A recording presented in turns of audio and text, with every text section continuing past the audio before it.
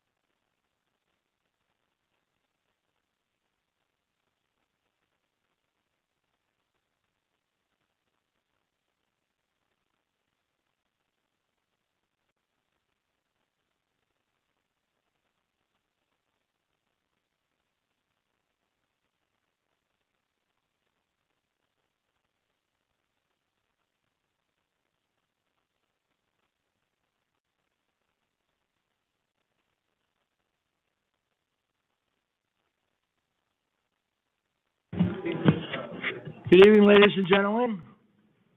Welcome to our Pembroke Pines Commission meeting. Time to start our meeting. City Clerk, would you call the roll, please? Commissioner Castillo? Here. Commissioner Good? Here. Vice Mayor Schwartz? Here. Commissioner Seipel? I'm here. Mayor Audit? Here. City Manager Dodge? Here. City Attorney Gorin? Here. We have a quorum. Thank you. All right, let's have our Pledge of Allegiance. Vice Mayor, would you mind leading us? Whoop, we changed they moved our flag. They moved the flag. You said we're on other. Creatures of habit. We're on the same flag. I pledge allegiance to the flag of the United States of America and to the republic for which it stands, one nation, under God, indivisible, with liberty and justice for all.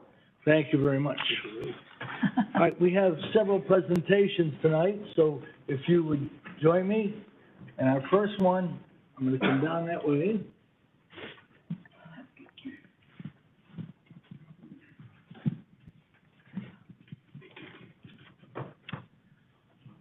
This first presentation is to our great Muslim community. We'd like to have you all come up here and join me, if you would. Yes, please. All of you. Good evening. Assalamu alaikum. Welcome to our Pembroke Pines Commission.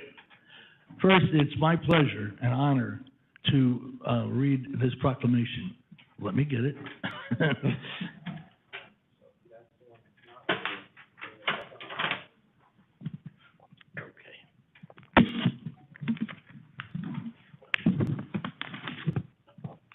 And this, I'm presenting a proclamation recognizing April 2022 as Muslim American Heritage Month and May 2nd, 2022 as Muslim Day in the great city of Pembroke Pines.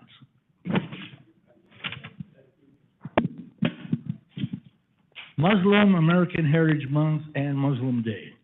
Whereas freedom of religion holds distinction as a cherished right and a foundation valued upon which the laws and ethics of the United States are based. And whereas enriched by unparalleled diversity of its residents, the city of Pembroke Pines takes great pride in supporting individual religious freedoms and is strengthened by the many varied cultural traditions of its diverse population, including those of American Muslims. Whereas the history of Islam in this country dates back to before its founding, originating with enslaved Africans who brought their Muslim belief with them to the Americas and who later contributed in numerous ways to the founding of the nation. And there are today millions of American Muslims, both immigrants and native-born of diverse backgrounds and belief. And whereas residents of Broward County currently represent 208 countries and speak 181 languages. American Muslim students, staff, and community are part of this growing diversity. And whereas, although American Muslims within Broward County strive to promote peace and understanding between all faiths, identities, and nationalities, while upholding those values and principles that define the American people, harassment and discrimination still exists. Whereas it is therefore appropriate to acknowledge and promote awareness of the myriad of invaluable contributions of American Muslims in Broward and across the country, and extend to them the respect and camaraderie every American deserves. And whereas the city of Pembroke Pines welcomes Alfia Abdul Ghani, was that correct? Afifa? Afifa. Yeah. I practiced that too. From the Muslim Students Association for middle and high schools, members and friends of Humanity International and the South Florida Muslim Federation who are in the audience tonight to accept this recognition. Now, therefore, Frank Ciordas, Mayor of the greatest city in the world, Pembroke Pines, and on behalf of the City Commission, to hereby proclaim April 2022 as Muslim American Heritage Month and May 2nd, 2022 as Muslim Day in the city of Pembroke Pines, Florida. Commissioners, would you like to join me and we could take a picture?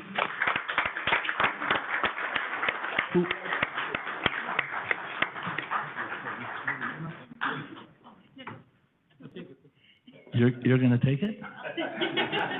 Are you going to speak? Don't fight. Okay. The commission coming down. Let's face the audience so they can. Come on, come on.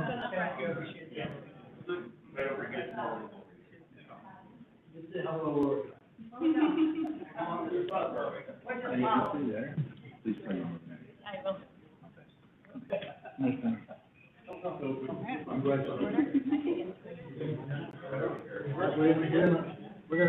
gonna look back. We're gonna look that way. Okay, on 3, 1, 2, and 3. Perfect. Thank you. Now we're gonna have a couple more. Wait, we just do one more, so Yeah. everybody knows. Thank you. All right. Now we're gonna say a few words. Mr. Mayor, City Commissioners, on behalf of Jamaatul Mutaqeen, you may know us as the Mosque Way West.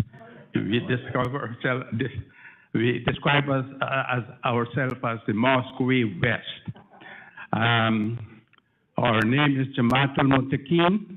Our address is 1010 Southwest 196th Avenue.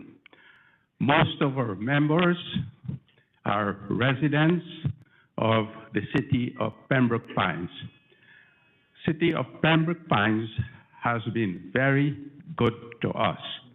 And on behalf of the entire community, I want to extend our sincerest gratitude to you, Mr. Mayor, and to all the city commissioners who are serving this community so well that we are recognized as one of the better communities to live in. As a matter of fact, Mr. Mayor, I think we are built out, right? Yes, well done, close. Close to building out, right? So this goes to attest to the popularity of the city. We have a beautiful city. We all will aspire to keep it that way. And whatever we can do from our organization to help the city council and the community at large to take it at the highest level possible, God willing. We say, Inshallah, we will be willing to be participant in all those activities. Thank you so much. Thank you all. And may you all have a blessed day, and thank you for coming to our great commission. Thank you all. Just apologize, we are fasting, so we're going to be heading back because it's almost getting close to our fasting break time. Well, that's why I put you first. Thank you so much. At the suggestion of Commissioner, Good. Thank you. Yeah, one more picture. One more picture.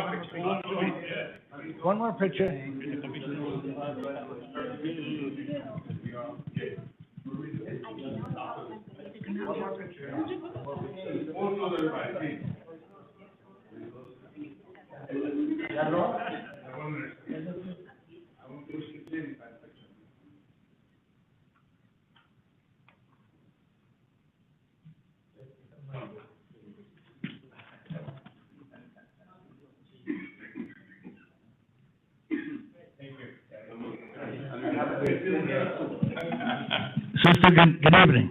Okay. Thank you, Mr. Mayor.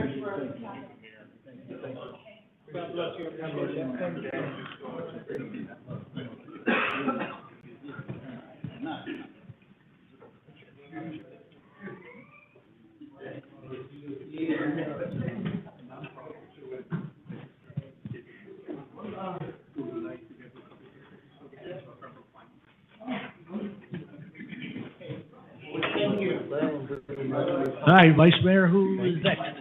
I think you're right, by the way. Go on, Vice Mayor? pretty much. Mayor, before you go on to that next one, Go ahead.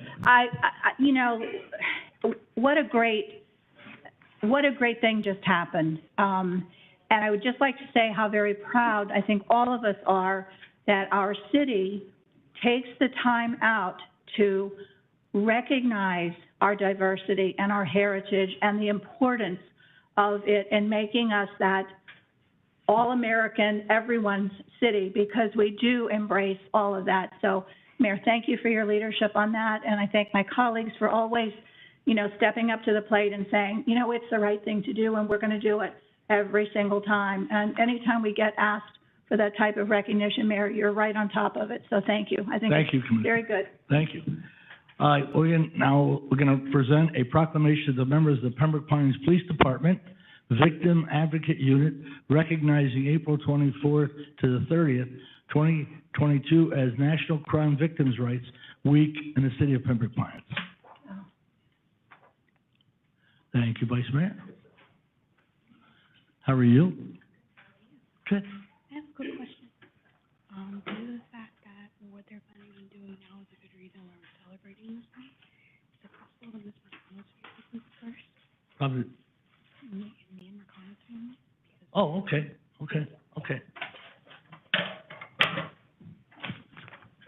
I got it. Okay, we're going to deviate just a moment. All right, ladies and gentlemen, it's my distinct pleasure and honor as the mayor of this great city and the Pembroke Pines Commission to have and announce Mia Marcano Day. Whereas Mia Marcano, born on April 26, 2002, lived in Pembroke Pines, Florida, and is an alumnus of Flanagan High School. She made quite an impression on her Falcon family. And whereas her teachers remember her as being academically focused, she would always claim that her education was her priority. She was involved in the Student Government Association, where she learned leadership skills, and she was also an avid cheerleader for an Optimist organization.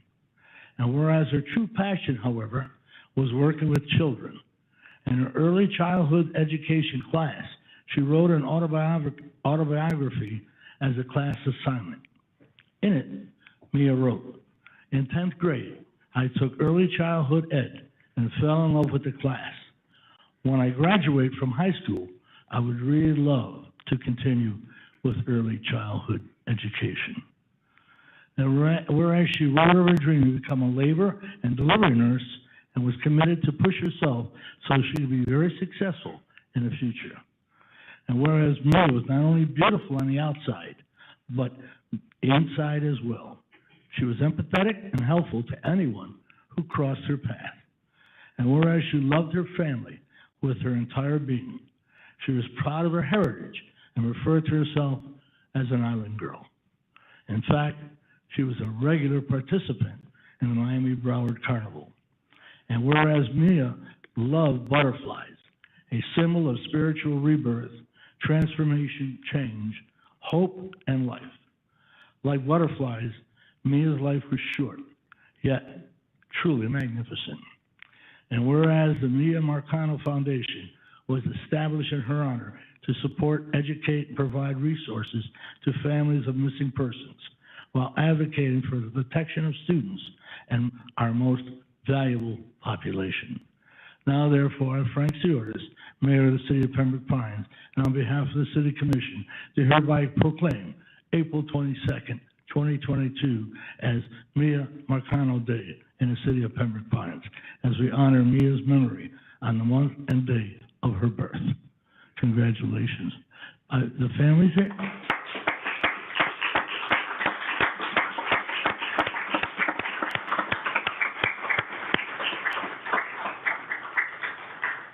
How are you? I want to present that from the city, on behalf of myself and our commission, and the entire city. How are you? I went to the funeral and it was magnificent. Want to say a couple of words?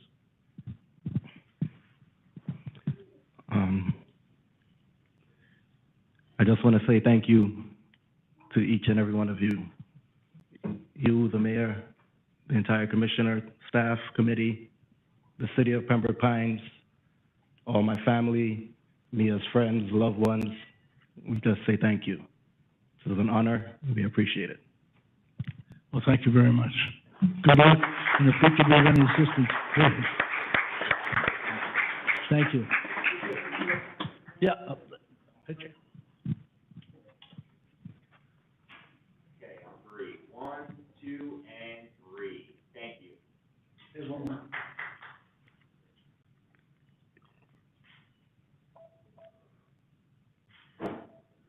Thank you very much.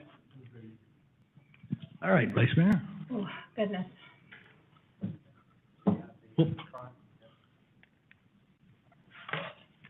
All right, our next one is National Crime Victims Week. Come on down.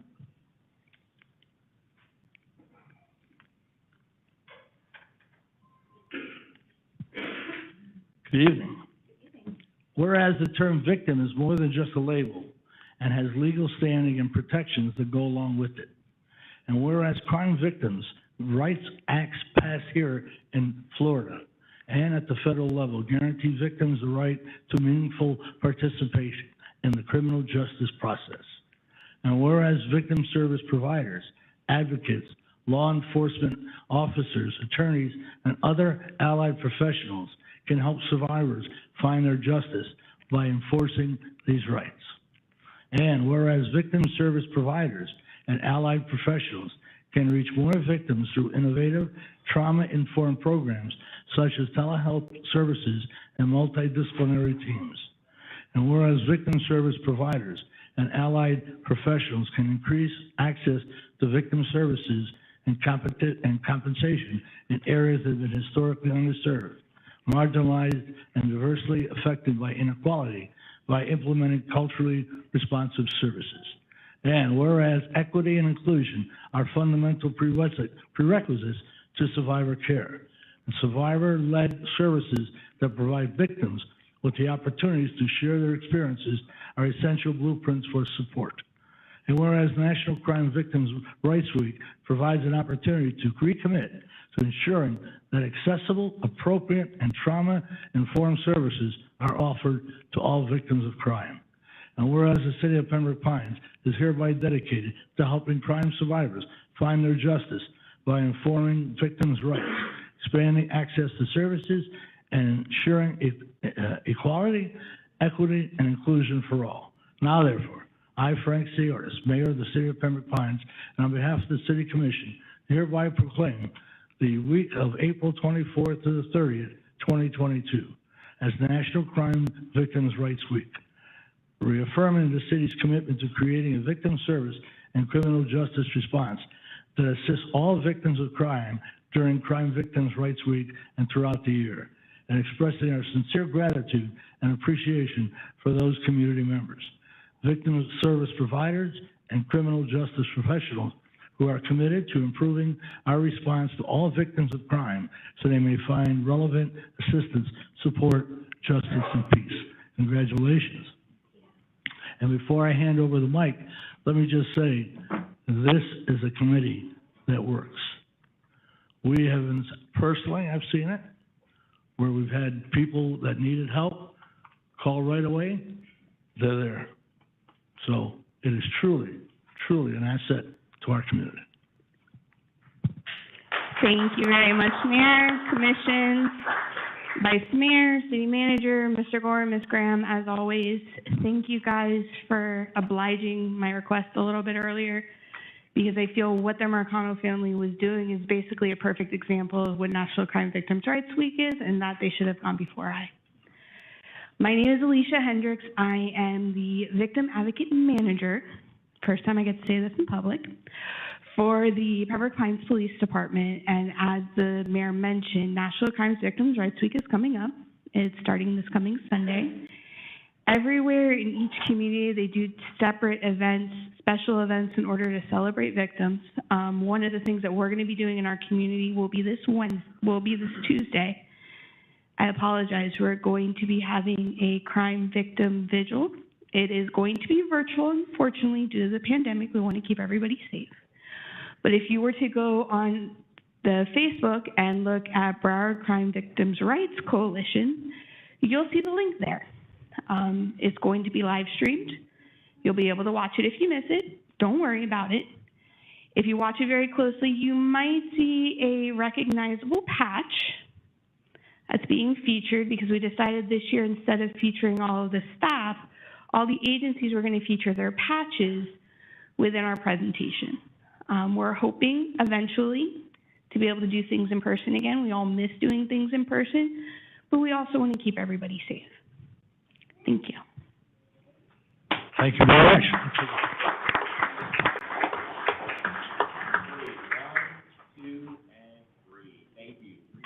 Thank you. Vice Mayor. Is this the envelope? Okay, our next presentation is regarding Arbor Day. We have the representative come down, Mr. Stam. How are you? Mike Stam, he's our director of our planning and direction in our city. He does a great job. All right, this is Arbor Day 2022. Whereas trees are essential components of the environment, enhancing the community's quality of life by softening the appearance of structures and streets, providing shade and beautifying our community, which you do a great job of. Whereas many species of wildlife depend on trees for habitat, including our great eagles out west. Trees provide food, protection, and homes for many birds and mammals. And whereas trees can be placed to screen unwanted views or noise from busy highways. And whereas trees improve quality of life, it has been shown that spending time among trees and green spaces reduces the amount of stress that we can carry around with us in our daily lives. I'm going to do that tomorrow. Whereas the City of Pembroke Pines continues supporting the conservation of trees through our landscape procedures and maintaining and preserving tree canopy. And whereas the City of Pembroke Pines accepted the Florida-friendly landscaping practices in 2010, which would require that at least 50% of landscape planted is Southeast Florida native. And whereas the residents and property owners of Pembroke Pines were responsible for planting an estimated 2,900 trees throughout the cities in 2011. And whereas the City of Pembroke Pines passed a resolution in 2009 to increase tree canopy by 30% by the year 2030, of which we're on our way to exceeding this goal. And whereas the city urges all residents and citizens to continue this tradition by planting and caring for trees to promote the well-being of this community now and for our future generations. Other holidays response upon the past, Arbor Day proposes for the future, says J. Sterling Morton. Now therefore, I, Frank Sewers, on behalf of the Pembroke Pines Commission, in accordance with National Arbor Day, to hereby proclaim the last Friday in April, 29th, 2022, as Arbor Day. Mr. Stam?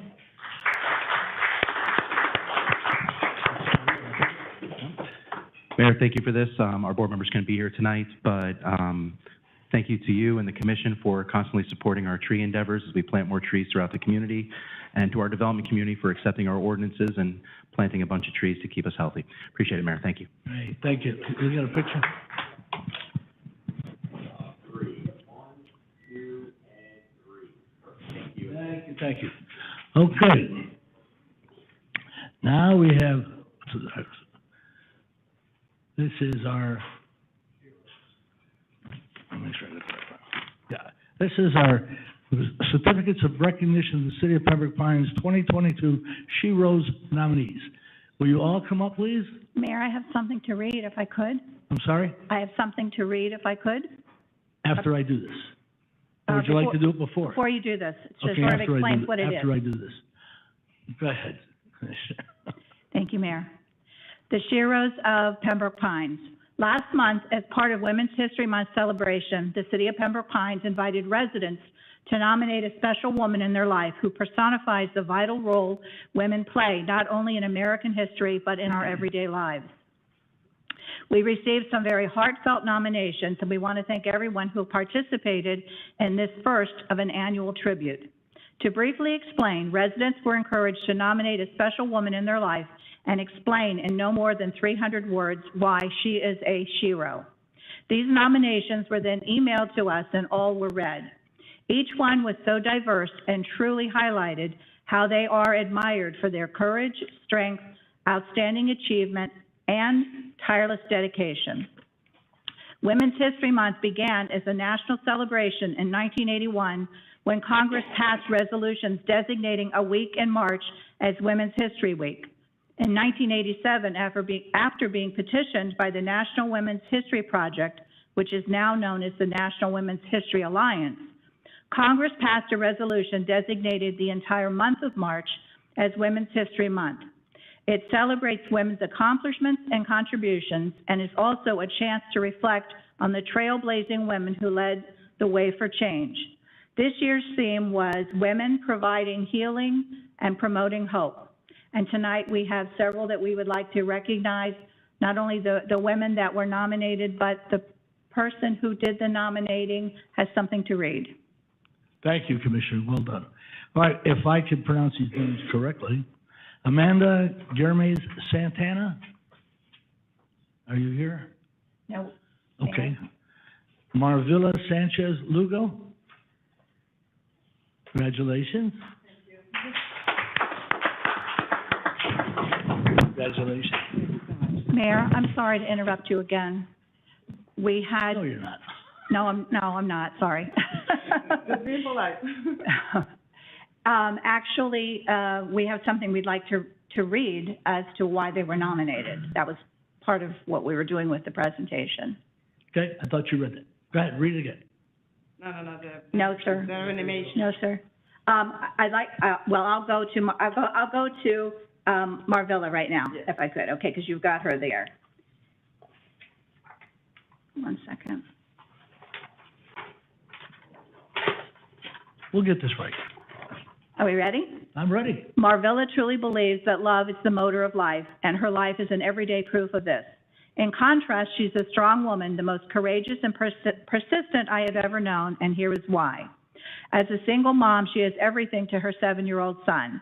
Her family lives around the world as a result of the regime in Venezuela, and despite her sorrow, she has built a strong team with him. After she had to leave the country where she was a prestigious journalist, having experienced kidnappings, death threats, and persecution, she started working as a receptionist in a law firm and has grown to be a senior paralegal as a result of being focused, a fast learner, and very resourceful. She is kind-hearted, always smiling, and looking for the positive to encourage people to do the best they can with what they have.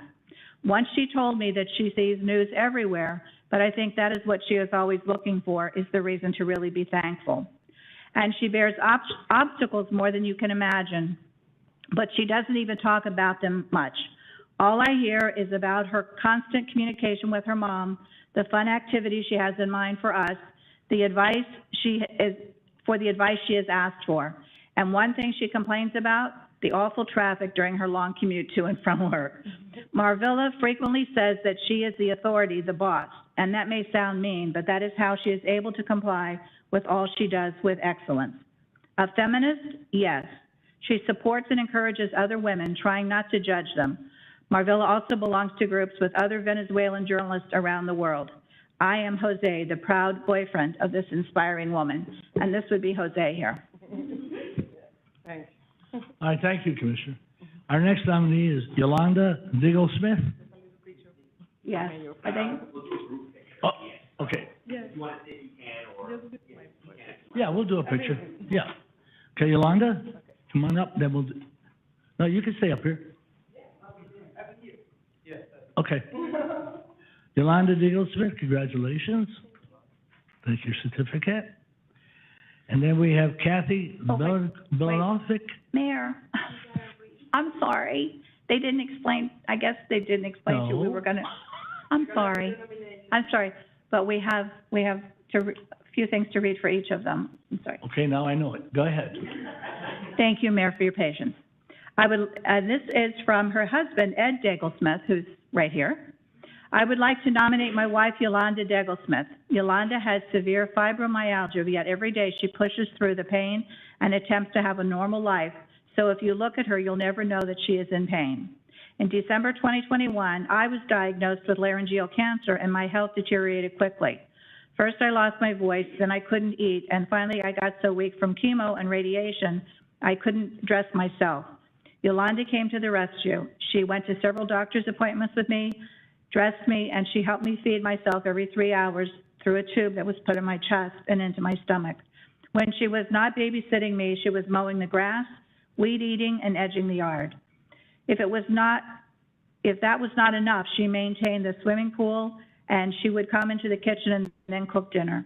She would make foods that were soft so I could try to eat. Laundry, house cleaning, and taking care of our dogs was also her daily routine. I know if it was not for her, I would not be here today, and I would be looking at the grass from the other side. Sincerely, Ed Dagelman. Congratulations.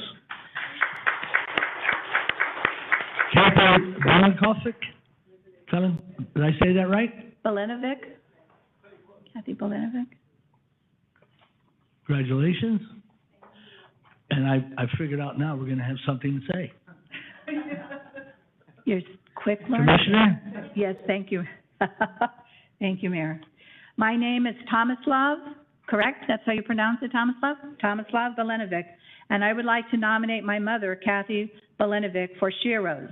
My mother works as a Community Affairs Director for Silver Lakes, creating meaningful events for members of the Silver Lake community. Within this role, she also creates incredible fundraising initiatives for community organizations such as Pooches in the Pines, Memorial Healthcare, Salvation Army, Joe DiMaggio Children's Hospital, and Feeding South Florida. Additionally, she has been a mentor for Big Brothers Big Sisters of Broward County since 2009 and was named Big Sister of the Year for Broward County in 2021. This year, she was appointed to the new City of Pembroke Pines Public Art Committee and is looking forward to bringing more beautiful art into our community. Recently, she started a support group based in Pembroke Pines called Share We Care for parents who have experienced the loss of a child. My mother has inspired me by being a loving and supportive role model, and her participation and continued efforts in making Pembroke Pines an incredible community make her my Shero. And that is from lovingly Tomislav Belanovic. All right. Jennifer Bruner? Well, this is kind of a familiar face here. Commissioner, you have something to say? I do, Mayor. I would like to nominate Ms. Jennifer Bruner as the Shero for our City of Pembroke Pines. Jennifer Bruner is an active Girl Scout troop leader. She has led her troop for 13 years. In addition, she has organized the yearly cookie sales for our service unit, as well as other events, including the Operation Christmas Child, which collects shoe boxes filled with items that are distributed to children in third world countries. Jennifer also collects food items that she distributes to different organizations, ensuring that supplies are always plentiful. She does this while holding a full-time job and married with a daughter that's a senior in high school. Jennifer is a role model for all women as she balances family life, work, and community service like no other. Jennifer has a heart of gold, never expecting anything in return. She is bright. She is a bright, shining light in our community, always willing to help and never shy to step up whenever a leader is needed. I look up to Jennifer. I love her passion, her dedication, and her energy, all while doing that with a humble heart. And that was sent in by Marilyn Zaragoza. Okay, congratulations. All right, let's step over here and we'll take a picture. Families too. Family? Members can come down. Commissioner Seifel, you want to come down? Okay, but Commissioner Mayor, Seifel, come on Mayor, down. we missed I've the got something to first, read to you. we had, oh, Mayor. We skipped the first one, so I do want to bring that up. Good evening. I want to nominate my wife, Amanda Gomez Santana, as a shero. Amanda is a very loved wife, daughter, sister, dog mom, and a hero saving lives as an RN at Memorial Hospital. Amanda deserves this recognition to show her and all women working tirelessly in the healthcare system that their hard work and dedication never goes unnoticed. Amanda's kind heart and her soft touch approach has touched the hearts of many patients and cemented her place in the lives of people that surround her, as she is the people's shero, and that is from Jose Santana. All right. You want to all come down now, we'll take pictures? Family?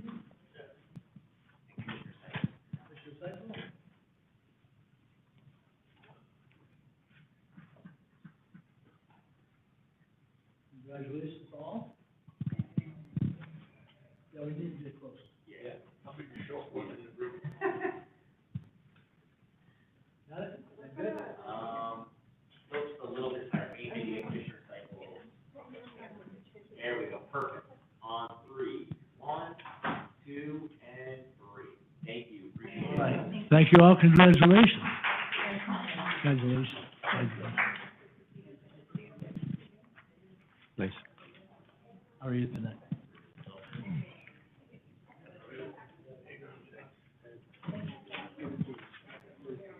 Congratulations. Nice to be told what's going on.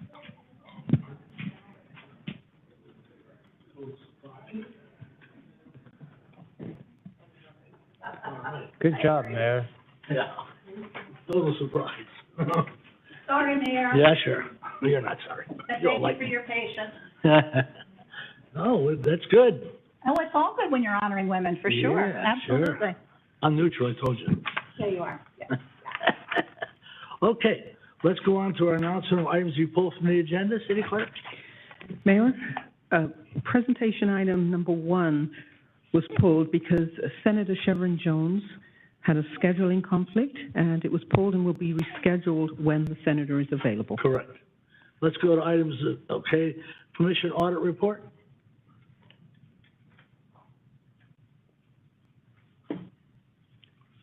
There he is. How you doing?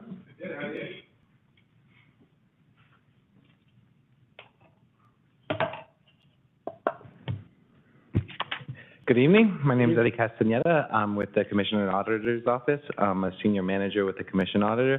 Daniel O'Keefe is obviously the Commission Auditor. He wishes he was here. Unfortunately, he could not be available. So a few months back, I believe it was the Commission's will to, while we issue our reports throughout the year, to come before the Commission and before the public to present our, the approach of the reports, any observations that we may have to deliver more transparency to the public.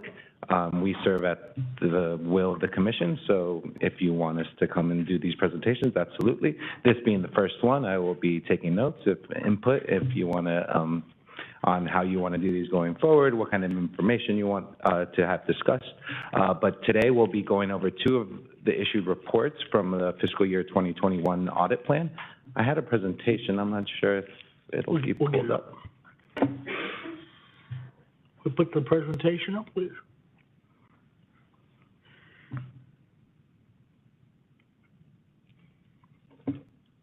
If not, we could just go. The first report is 2 of the reports are ongoing monitoring procedures that we do on behalf of the Commission. The first one is on the fixed asset for the city's charter schools. We do this on a rotating basis. The city has 5. There you go. Oh, there we go.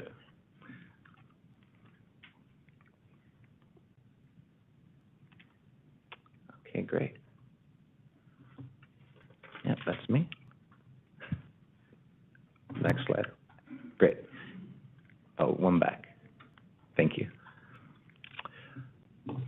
Where was it? Monitoring reports of the city's of the charter schools' fixed assets. The city has 5 charter schools that we do on a rotating basis. We do monitoring procedures for those fixed assets. Our objective and approach are to verify on a sample basis the results of the annual fixed asset inventories. The city does perform annual counts for their fixed assets at each charter school.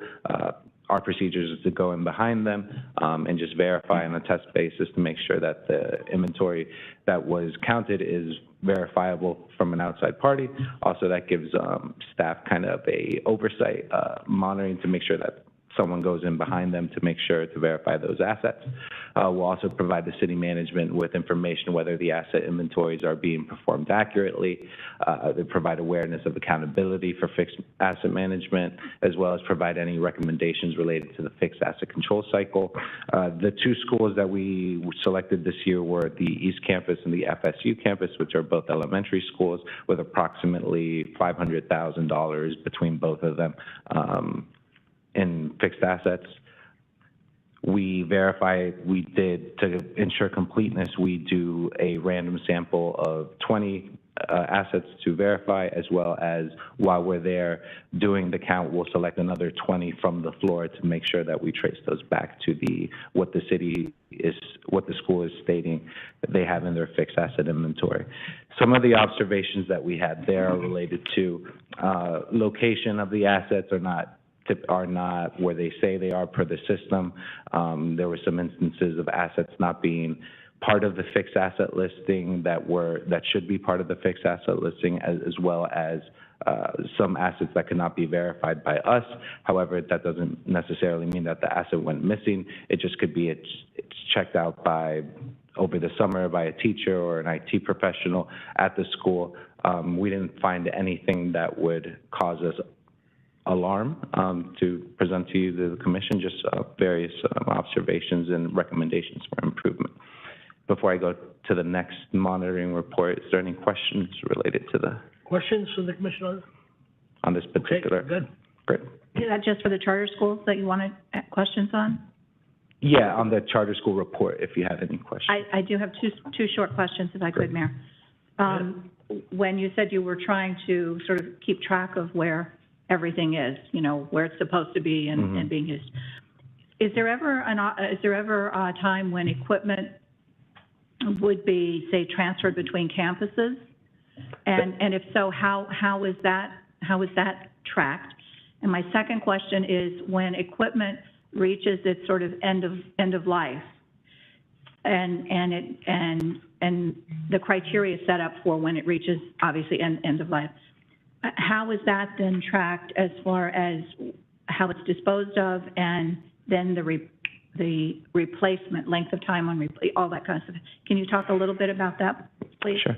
To your first question, whether there's assets that transfer between schools, that certainly can happen. Typically, a transfer form is issued by the property custodian, and then that is communicated to both the school that it's being transferred to, as well as finance, to make sure that the asset listing does get updated in terms of which campus has which asset.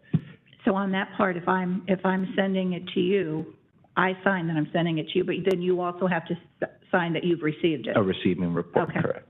And to your second item, as part of the annual process, the property custodian does do a review of any obsolete fixed assets that they may find. The end of life, it could be through various reasons. One, it's obsolete. Two, it's damaged. Depending on the type of asset, either it may go to auction or it may just be disposed of just because of, like I said, if it's damaged or anything like that. But those are typically the both outcomes of the end of life of an asset. Thank you. Questions? Okay, go ahead. All right, great.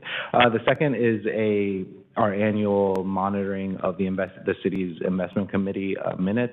This is dating back to 2014, I believe, where we had recommendations that the investment committee wasn't keeping minutes. As a result of that, the commission had asked us to ensure that those minutes are being made, as well as that the investment committee is meeting on a regular basis.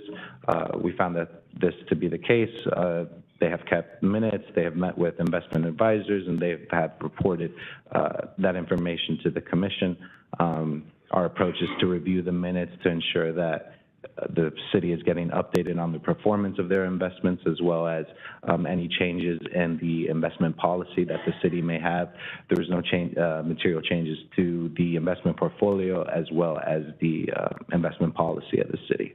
And in that report, there was no observations or suggestions for improvement to report to the commission. And any questions on that? Questions? Comment, Vice Mayor? Thank you. Mr. Castaneda, thank you. This is the first of many to come. I saw an opportunity to give the public the same information we have. The commission auditor position that was voted on by the people many years ago has saved the city millions of dollars. And this report is about the same type of information that we've been receiving over this 10-year period. I just want to give the public the opportunity to weigh in, and now it's part of the public record. So this is the commission auditor is your commission auditor. The commission auditor reports to the commission. We direct the commission auditor by majority vote, but the commission auditor does not work for any individual elected official. Everything has to be done here on live TV, and so this is government transparency at its finest. Thank you again for all your work. Thank you, Vice Mayor. You're welcome. Further questions? Yes, Mr. Mayor. Commissioner Good? Thank you, Mr. Mayor. I thank you, Mr. Eddy, for the work that your firm does and the presentations you give. Many times you've done the service of evaluating processes and other things, and you regularly do come up with these recommendations. And so you provided us, again, recommendations tonight. So just in general, though, I just, Mr. Mayor, I don't know who to direct this question to necessarily, but who's ensuring that the recommendations are even implemented? Mr. Manager? If I heard the correction, the commission auditor goes back and reviews the recommendations that they have made to us, and they provide a follow-up, and those reports are done on a regular basis. It's done on an annual basis. It's basically the whole history of all of our commission auditor reports that we've issued, and we give an update as to whether or not a recommendation has been implemented or in the process of being implemented, or for whatever reason is just not feasible, whether budget allowed. But it is an annual report that you get at the end of the fiscal year. So I sort of understand that answer, and I sort of really don't understand it, in the sense that, you give us recommendations on many different things, and your target is not the same area every year. You do different things, or you go look at different departments and you look at different issues. So I don't know, when you have a list of recommendations, are you saying that your specific responsibility every year is to look at the prior year recommendations to see if they were followed? If I may, we do receive the reports, and it's cumulative. They go back from the first report they ever issued, and they indicate project completed, and that's always reflected on that. And we do get those on a regular basis from the commission auditor. All right, I'm just looking for the accountability of the recommendation. We can provide you with a copy. Okay. Thank you. Further questions? Anything further, Commission Auditor? No, thank you for your time. Thank you. Keep up doing a good job. Thank you. Now we have an announcement of board and committee appointments. Commissioner Seipel? Yes, Mayor, I'm very, very happy. Well, I was sad that my appointee, John Jacob, resigned from the Planning and Zoning Board, because he was such an asset there for so many years, and left big shoes to fill. But I'm very, very fortunate that I was able to, someone who lives in my district and who has been an alternate on the Planning and Zoning Board for a good number of years, and everybody knows what kind of a background this gentleman has and what he will bring to this Planning and Zoning Board. So it is my wish to announce the appointment of, I always call him Representative Fred Lippman, from an alternate to a regular board member of the Planning and Zoning Board for District 3. Thank you, Commissioner. He's going to do a great job. Yes, he has, and he has gratefully accepted. Okay. So Mayor, I have a question. Vice Mayor? Thank you, Commissioner Seipel. That was a great choice, and now it's the mayor's, falls onto the mayor to appoint an alternate. Correct. I think it's, from my own personal view, the Planning and Zoning Board has done some outstanding work over the years. We need to build a bench for the future, and we need to ensure that whoever the next alternate is an individual who gets the well-rounded training. I know we've spoken in years past. I know our chair has gone out to do certain certifications, and we need to look ahead. We need to see what what it's like, and I would not be opposed revisiting the ordinance to have our alternates as far as a quorum goes, but also have perhaps a second alternate who would be a non-voting, but can be able to participate in the process from an observation standpoint, so that when the time comes for an up, that we have that possibility. Mayor? Let me just say, I will appoint the perfect person. I'll do background, I'll do all that. I think it's overachieving to have another person on the board. Meetings are open. Anybody can watch them. If they're interested in coming on the board, they can do that. So I would think just the alternate would be sufficient enough. Commissioner? Yeah, I thought that was always the reason that we would have alternates, is not just to be there, and if they didn't have a quorum, to make a quorum, to be able to vote and take care of business, but also as someone who would be there and can participate in the entire discussion, can ask questions, can do all of that, to learn the process, that should there, like in this particular case, come an opening as a regular one, that we hit the ground running. We already, because it is such an important board that we have. They have serious teeth, and they can have a lot of responsibility, and they really need to know what they're talking about and how they're voting on things in order to make good votes. So I always thought that was kind of, the alternate had two purposes, which was to make sure we would get a quorum, and also as a learning curve for someone who wanted to maybe move up into when a position came up open. So, Mayor, I'm sure that you will make a good choice. I hope. All right, the consent agenda, item 1 through 11, city attorney. Mayor, you need to ask me what's to your poll, if any. pleasure? I'm sorry. Thank you, Mayor. What's your pleasure on 1 through 11? Mr. Mayor, I'd like to pull number 7. 7 by Commissioner Good. Oh, then I'll yield. Oh, no, you do it. No, good. Others? All right, hearing none, I need approval for items 1, 2, 3, 4, 5, 6, 8, 9, 10, and 11. So moved. Moved by Commissioner Seipel. Is there a second? Second. Second by Commissioner Good. Discussion? Call the roll, please. Commissioner Seipel? Yes. Commissioner Good? Yes. Commissioner Castillo? Yes. Vice Mayor Schwartz? Yes. Mayor Ordus? Yes. Motion passes. Thank you. Commissioner Good on item 7. Yes, item 7 is the motion to approve the findings and recommendation of the evaluation committee and to award RFQ number PSPW-21-11, citywide fencing, to the following 4 vendors listed alphabetically, which will form a pool that will be utilized on an as-needed basis in the amount not to exceed $2,250,000 for the initial 3-year period at an estimated annual amount of $750,000. All right, there is a second? Second. Second by Commissioner Seipel. Commissioner Good? Thank you, Mr. Mayor. So I actually like this item, but I do want to have a little bit of an explanation on how the awards are going to be given to the different vendors. So if I could have a quick explanation about how that happens. Mr. Gomes will come up. Buckland? Oh, Mr. Gomes.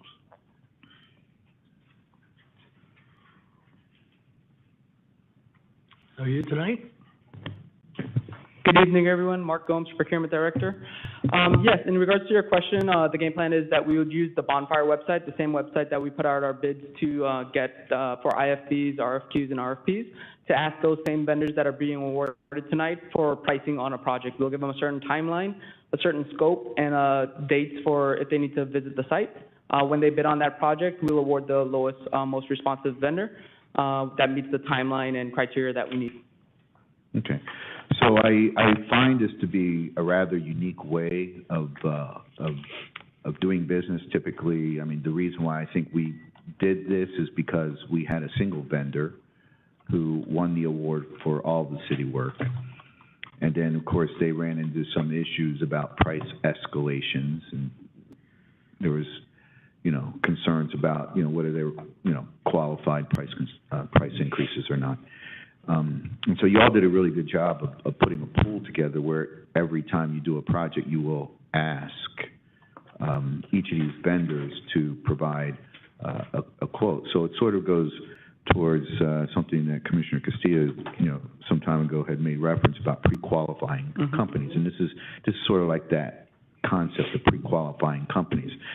So the question or the interest that I have here is, first and foremost, do each of the vendors get the opportunity to bid? So you seem to say the answer is yes, so they get a notice.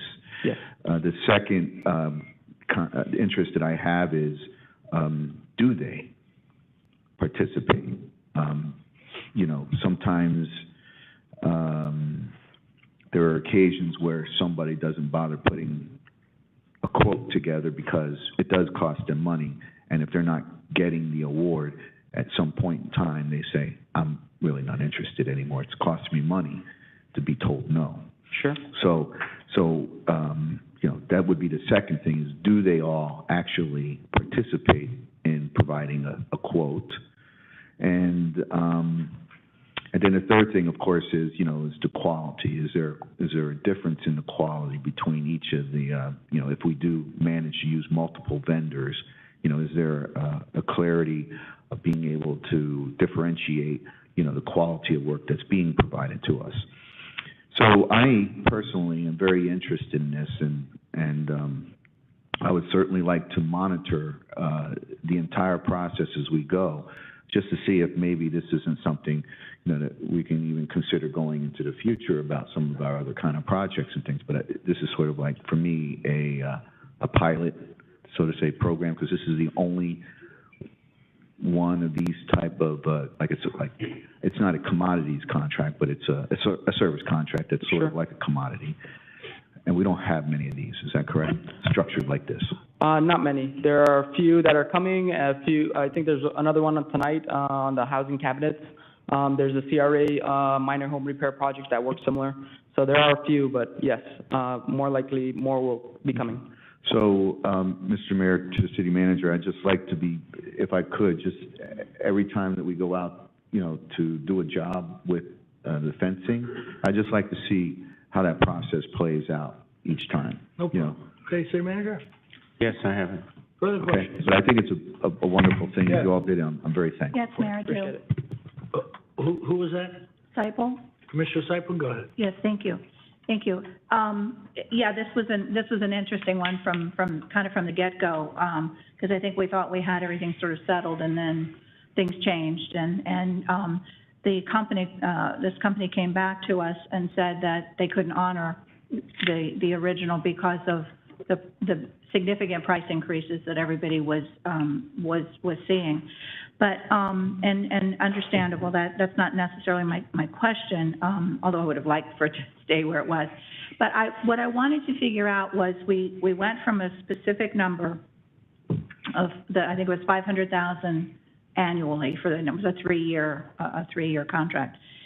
How did, because there's so much that makes this up. It's not like there's nowhere in any of the contracts did I read that it said, we want 10,000 linear feet of a certain type of fencing, and the top post, and the cap post, and the gates, and all that. There's nothing in there. They talk about all of that as being requirements, but again, not how many and how much and all that. You couldn't really figure that out. I mean, it would be hard to do it. So I'm trying to understand, was it that we said we know that we need this fencing done citywide, and it comes up from time to time, whether it's new or repair or whatever.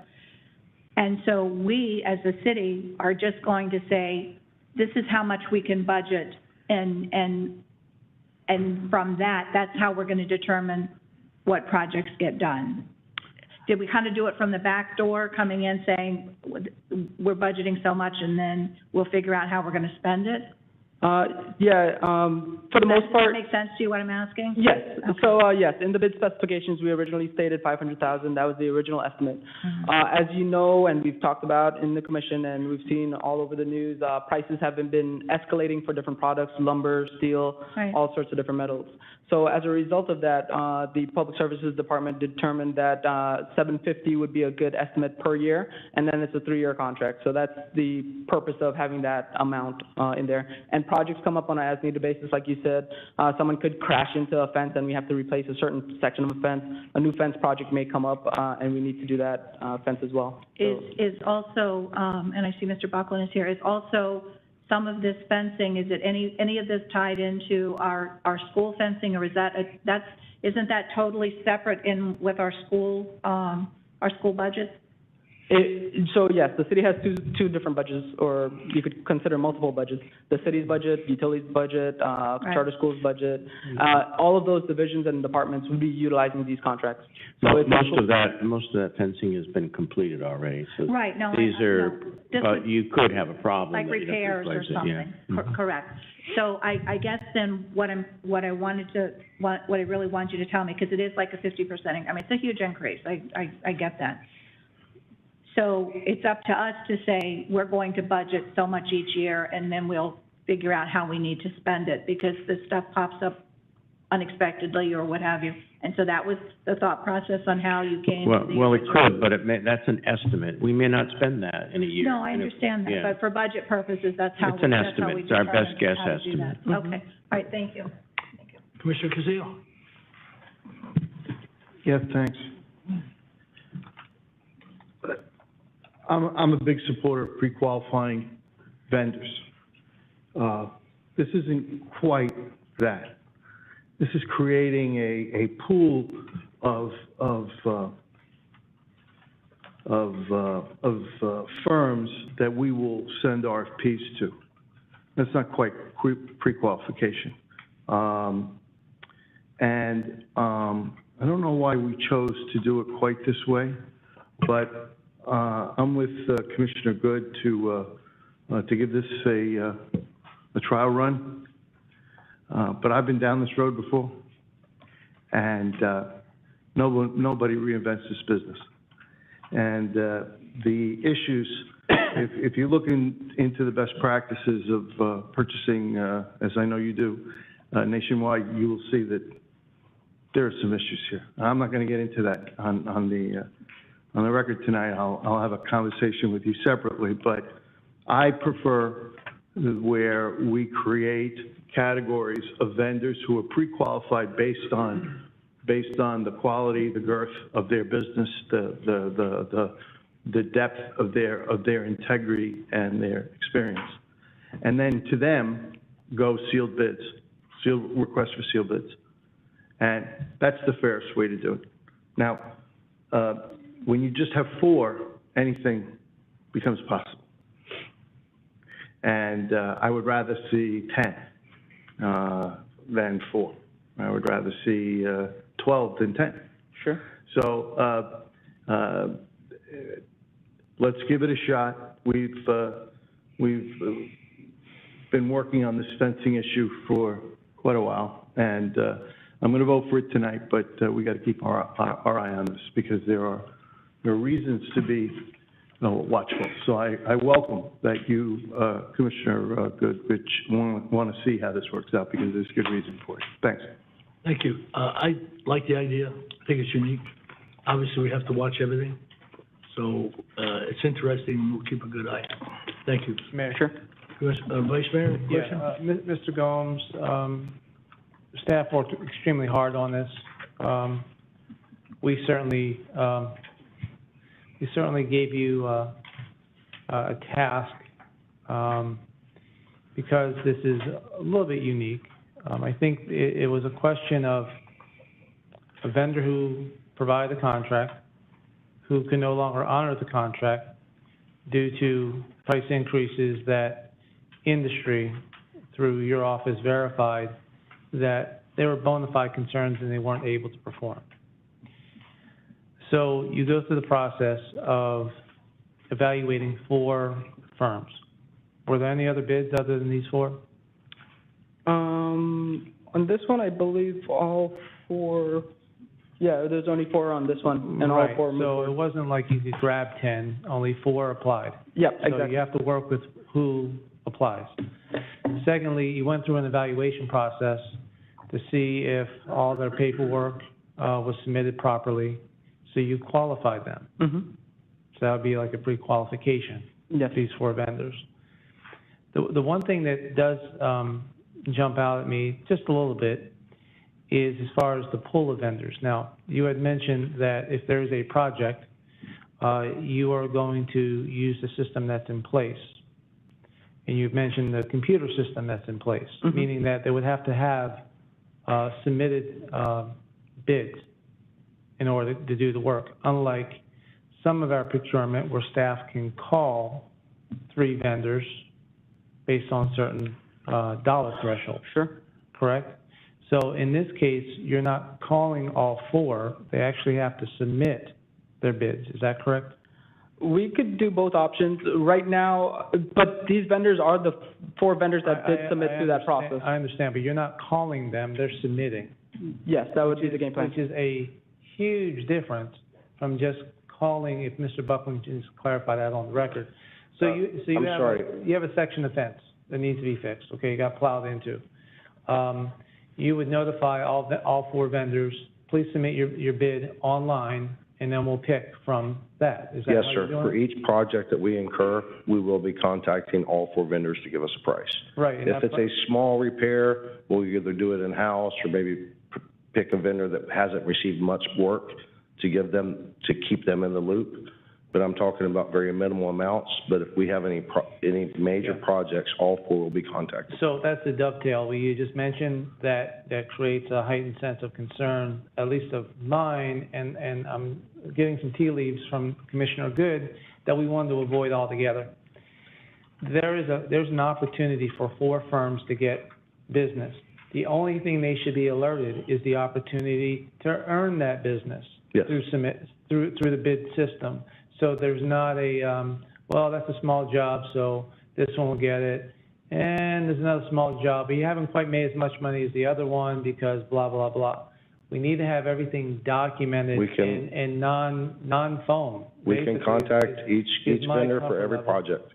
Is my comfort level. And I do believe that there's an opportunity for all of us to learn from this, to evaluate it, to see if this makes the most sense moving forward with other things.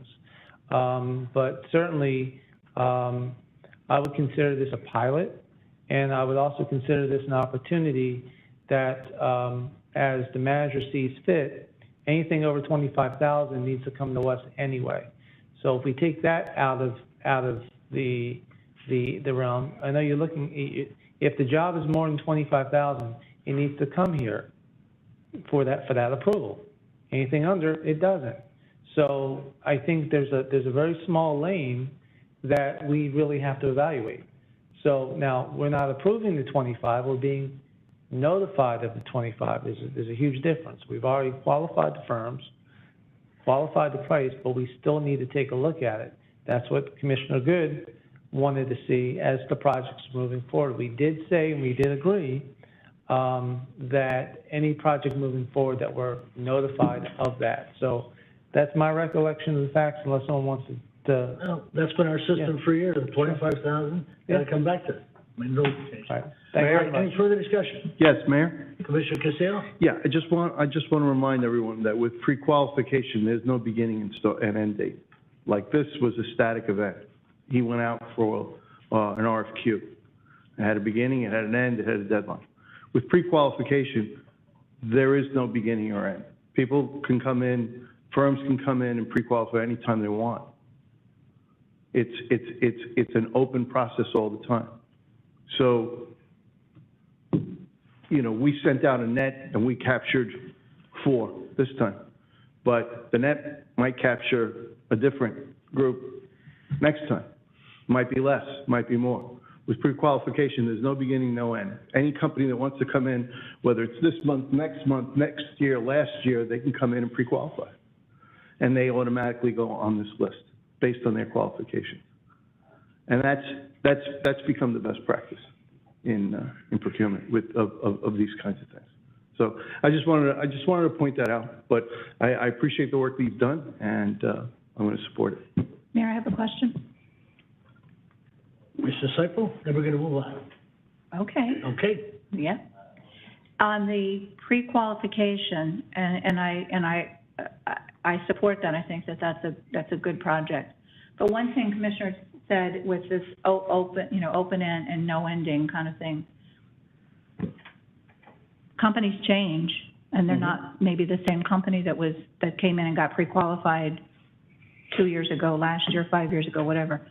Is there a process for updating pre-qualifications? I mean, how easy or how difficult is that for a vendor, and how do we use that?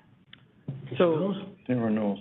So what we've done in the past for like the CRA, minor home repair, the environmental specialist, and the home inspection specialist, is that we would put out another solicitation to expand the pool. And then the firms that are already in the pool don't have to reapply, but new firms can apply. And then we could expand that pool so we have a bigger number. Well, that's my question, is the ones that have already been pre-qualified, maybe they were pre-qualified 5 years ago and now it's not the same company, the same makeup of company, the one that you all pre-qualified on.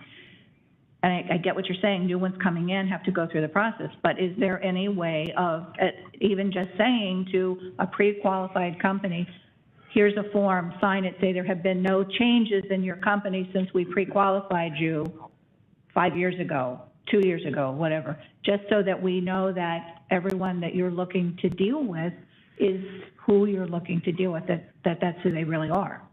So how does that, I guess city attorney, even a question on that, how would that be handled? Mr. Gomes or the city attorney? City attorney. City attorney? May I respond, Mayor, briefly? Please. That's a very valid question. As you probably know, this is not a CCNA project. This is a product-driven delivery to the city. The CCNA does require annual updates with regard to qualifications. That's right. So there is a process to look into the future. Yeah. So your point's well taken. And I know from experience in other venues that the Inspector General likes to look at this issue as well with regard to fencing in particular and with regard to qualifications going forward. So if there's some premise and basis on which the city is going to take a look at the future and not just predict it by doing nothing, which is not the objective that anyone on the dais or staff, it needs to be looked at as a legal issue. Point of clarification. So do we have a process? Clarification, Commissioner Castillo. Just so, for the good of the body, the typical pre-qualification situation, a firm is pre-qualified and certified as pre-qualified for a period of time, and then after that they have to renew. So if they're within the renewal process, they get the opportunity to disclose any major changes to their structure, anything that would be significant that would have had a bearing originally on whether the organization pre-qualified them or not. So it's not like you're pre-qualified, you're tattooed for life. It's a time-limited process, and it has to be updated. Any point of clarification? Mayor, that was actually my question, was Any because. point of clarification, Commissioner? That was the point. That was it. That was my question, was because, that was my question, Mayor, was because the statement was made, open-ended, once you're there, and that gave me concern as to are they actually there as the same one that was vetted by you all and us and put on this pre-qualified. There has not been anything mentioned I haven't heard from either Mr. Buckland or Mr. Gomes that, yes, there is this updating that happens, and so if you could elaborate on that a little bit, maybe that would make me feel more comfortable with this. Sure. Sure. Just to clarify, this specific contract that you're approving right now is for a 3 year. So in general, how does the city in general handle this kind of stuff? Okay, so I was just going to mention that since the contract right now has it has a finite point, it's a 3 year contract with a renewal term. In addition to that, the city, when we're getting pricing for each of these projects, the department that's going to be working with them is going to be evaluating their work. If they're performing poorly, the department's going to recommend to terminate that agreement with that specific vendor. In addition, we're going to have a contract database recommendation, report cards, where they're going to report on how well these vendors are doing. That's part of the normal practice with our contracts in the city. I understand that, and that's after they're already given. What I'm saying is when you are looking to award them, and you think that you have this pre-qualified pool that you're going to pull from, are they currently is there information for pre-qualifying? How current do we keep that? That's my whole question. How current do we keep that? Mr. Gomes? The city, we did not contemplate on following up with the vendors on a regular basis to have them resubmit the same documents to keep their contract current. If that's the will of the commission, we can explore that. Well, but let me just generally ask you this. I understand. Let him finish, Commissioner. Go ahead. Mr. Gomes, go ahead. Similarly, the city has awarded contracts for waste management and other long-term contracts. We don't follow up with those contracts on a regular basis to have them resubmit statements of qualifications. Generally, we review those contracts. The departments work with them on a close level. Not the same thing. Sorry, it's not the same thing. That's not a pool. You're talking about a pool. You're not talking about apples and apples. My only concern is that, and I like the pre-qualifying, I think that is good. I just want to know that any of these companies, any list of companies that are pre-qualified, and they were pre-qualified last year, 5 years ago, 6 years ago, and nothing, we haven't asked them for any current information. And I'm not saying that they would necessarily have to go out and fill out, because I know it takes a lot of work and it's costly to them. But as simple as a form that would say, since my last pre-qualifying 3 years ago, 5 years ago, whatever, nothing has changed in my company. I have had same staff, whatever. I've had no major lawsuits, things that are of interest that we should know about. And if we don't ask that question, we're not going to know that. So what I'm asking is maybe some thought that we look at a way of possibly adding that in as something that we do. And I think that's a pretty simple way for everybody, is maybe this form that says, I haven't had lawsuits, my company is still the same, I'm updated. I'm updated. As of this date, I'm updated. That's all I'm asking for, is that we don't have companies there that maybe aren't who they were years ago. What's that, Mayor? Is that a normality? What Mr. Seifel was talking about? I'm sorry, I didn't. Is that normal? Is that what the process we do? Well, Mark can talk about the process, but you remember this probably is a contract we're going to renew on a regular basis. Right. I mean, this is what we expend over 3 years. I'm sure we'll go back out again in 3 years. All right, further questions? City Clerk, call the roll, please. Commissioner Good? Yes. Commissioner Seifel? Yes, but I want the intent of my discussion to be discussed. We got it, and come Commissioner. back to us We on. got it, Yes. Commissioner. It's on the Thank you. record. Go Vice ahead. Mayor Schwartz? Yes. Commissioner Castillo? Yes. Mayor Ordus? Yes. Motion passes. Thank you, good discussion. Okay, we're on item 12, City Attorney. Thank you, Mayor and Commission. Item number 12 is a motion to adopt proposed resolution number 2022-R-09, which is a resolution of the City Commission of the City of Pembroke Pines, Florida, authorizing the mayor, the vice mayor, the city manager, the city clerk, and the finance director to sign vouchers and checks, to make deposits and withdrawals, and to authorize transactions on investments pursuant to the city's investment policy ordinance and as provided for by law, providing for conflicts, severability, and providing for an effective date. Item number 12 on the floor for consideration. Thank you, Mayor. Moved by Commissioner Seifel, is there a second? Second. Second by Commissioner Good, discussion. Call a roll, please. Commissioner Seifel? Yes. Commissioner Good? Yes. Vice Mayor Schwartz? Yes. Commissioner Castillo? Yes. Mayor Ordus? Yes. Motion passes. Thank For you. the record, Mr. Mayor, that permanent number is number 3789, 3789. Thank you. Thank Item you, Mayor. 13, sir. Mayor and Commissioner, number 13 is discussion and possible action to appoint a director, alternate, and second alternate voting delegate to the Broward League of Cities for the year beginning 2022 through 2023 year term. That's item number 13 on the floor. Thank you. Any appointments? Yes, Mayor. Go ahead, Vice Mayor. I did get my, mic turned on. You gotta turn off the one in front. You can only have 8 mics on at a time, and I'm dead here. We can hear you. Go ahead. If we could, Mayor, I'd like to move, Commissioner Seifel as a voting delegate. I'd like to remain as the alternate, and, Commissioner Good as second alternate. Okay, is there a second? Second. Second by Commissioner Seifel. Discussion. Good appointments. All in favor, go ahead, call the roll, please. Mayor, if you can. Mayor, if you can quickly, just to make sure that there are no further nominations or motions on the floor, correct? Right, none. Thank Call you, the roll, Mayor. please. Vice Mayor Schwartz? Yes. Commissioner Seifel? Yes. Commissioner Castillo? Yes. Commissioner Good? Yes. Mayor Ordus? Yes. Motion passes. Mr. Mayor, before you move on, I'd just like to say something real quick about this item. Well, which So- item? Hmm? Which item? This item here that we just The one we just approved. passed? Yeah, I just want to make it, let you all know that, that I do have the intention to submit, an interest, a letter of interest to be a part of the executive board, sort of as, I guess, the secretary treasurer. And I just want to let you all know, thank you for allowing me to be, on the board, even though it's an alternate. Do good work, man. Just do good work. But I do need your support, so please know that I will be making that submission tomorrow. Yes. Yeah. Yes. You better do some lobbying. Yes, Mr. Mayor. All right, city attorney. Yes, Mayor. Couple of one quick item, if you will. Under separate email cover this past week, I submitted a confidential privileged attorney-client work product item, but just for the record, as you know, the city is richly involved in connection with the opioid litigation nationally.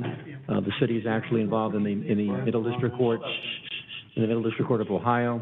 You also have a separate litigation matter filed in the United States District Court for the Southern District of Florida, references the ZS Associates case.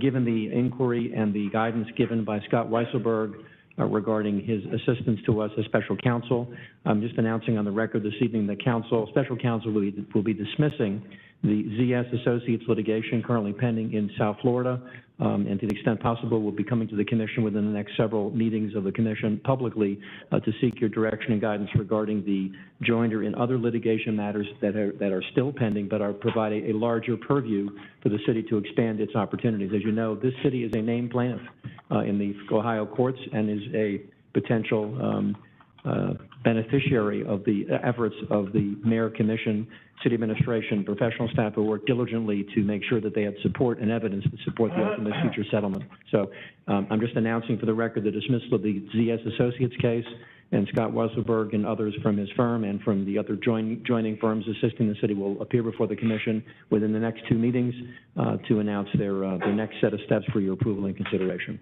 That's all I have, and thank you for the insight. Thank you all very much. Just want to make a comment that we've had Planet T in our possession for a long time, many, many years. I'm very, very satisfied with what they do for us. I've had to get involved personally a couple of times when we had some clothing issues that nobody had any control over, and we ended up going on and getting everything done. So I am going to support this item. Is there anybody else like to talk on the item? Yeah, can we get it read onto the record, Mayor, 14? What's that? Can we get 14 onto the record, onto the table? We need a motion, I guess, to... Go ahead. So, Mayor, I am... Go ahead with a motion. Yeah, I'm going to make a motion. Then we can discuss it. That's how we do it. Okay, I'd like to move the item for discussion. I have an issue with the percentage that administration is But that's part of the recommending. discussion. Okay. Second. Wait, hold on. Hold on. We're out of order. Yeah, let's Yeah, just make a motion on the item, which is in front of us. Mayor, if you will. Hold on. And if I'm wrong, the city attorney will correct me. Talking about procedure here. It says discussion, possible action. You want to make a motion, that's it. Then we'll discuss. That's how it's done. Correct, City Attorney?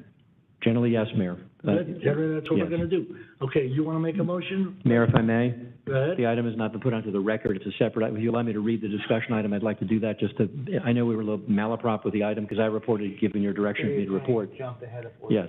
I didn't jump unintentionally, but Well, then I'm wrong. I'm wrong. I'm jumped at the- sorry. I didn't, go ahead, City Attorney. Thank you, Mayor and Commission. I still stand on my presentation, and thank you for listening. But item It was 14 eloquent, see. is discussion and possible action to approve the Second Amendment to the franchise agreement with Planet T Uniforms Incorporated, increasing the charter school uniform total sale pricing by approximately 14.75% on average, effective on June 1, 2022 through October 18 of 2023, and that item is now on the floor for consideration. Thank you, Mayor.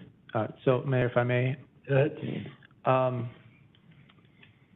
City Manager, I remember when, may he rest in peace, Commissioner Schechter made the motion for the $5 surcharge years ago. That has remained flat ever since it was adopted. How is the $5 surcharge, how does that impact the vendor? Is it? City Manager? The $5 surcharge is a pass-through. It doesn't affect the vendor. Okay. So, but what does affect the vendor is cost of goods sold. And we know that there is a tremendous amount of global supply shortages and transportation shortages. Now, the vendor and I, we have not had a conversation. So the vendor's hearing this for the first time. There's a reason why the vendor came to the administration to ask for 18.23%. So the administration is looking at a 14.75% average. It is, and the administration is looking at and back up, I guess, line 8 of 14.5 CPI increase. This is absolutely necessary to give our vendor what the vendor needs in order to provide the level of service that our city has been receiving. There has not been a price increase in quite some time. I would expect that if there was a decrease in cost of goods sold, that would be rolled back and we would enter into a new agreement to lower prices. I mean, no one wants to spend more money than they have to. This is a very unique situation. Think about what happened last year when there was no school.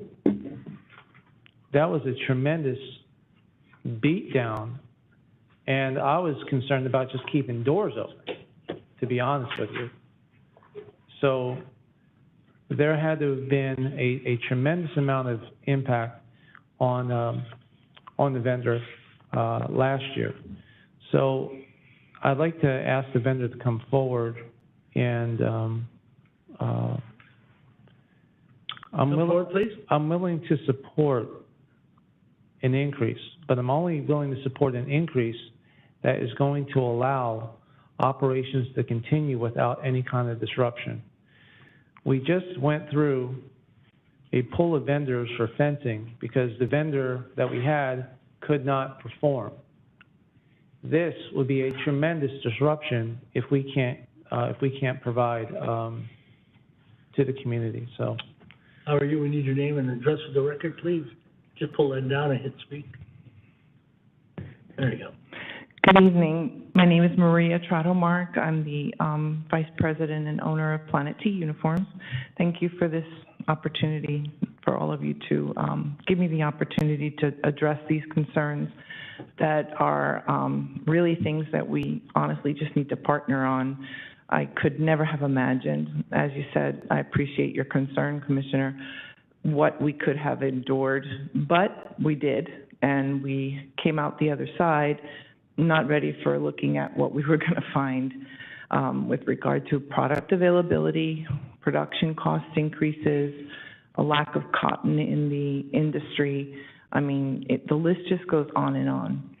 And I mean, I had written something out that I wanted to share, but I feel like it's probably more convenient if you guys wanted to ask me a question, I'd be happy to address it directly. Yeah, so Maria, thank you. In my personal experience in just trying to get apparel, you couldn't get a gray baseball cap in the United States for a period of months. You just couldn't get it because of where they were produced.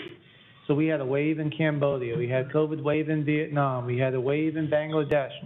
And this is where the majority of our textile industry comes from. It used to be in the city of Philadelphia, City Attorney, but not anymore. There's no textile industry in the United States. It's all gone.